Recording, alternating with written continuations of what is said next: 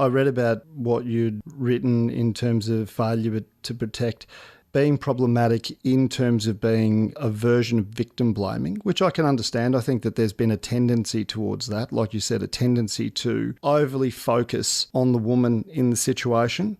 But then I think the other issue of it is that if you've got a child protection system under-resourced, and they're working with a woman who's deciding to stay with an abusive partner for a myriad of complex reasons, and that puts the children at risk, they are really limited in terms of their options, aren't they?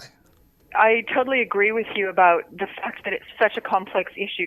You know, in order for a child protection worker to assist and partner with that woman and help her to be able to protect her children, it's dependent upon there being adequate women's refuges to refer that woman to transitional housing, stable long-term social housing, et cetera, et cetera. So I think the fact that as a community we don't have enough of those services put in place, to me that's another sort of failure of government and failure of the community to actually respond in a really meaningful way.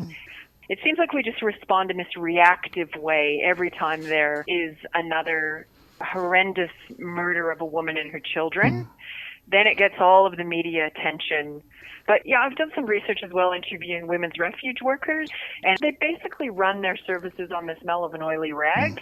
They feel that they spend so much time just having to write tenders to kind of beg for their next bit of money to sustain their service that, you know, why can't we actually have a planned process where they receive recurrent funding? You know, so I think that to me is a real failure of government and the community to take this really seriously.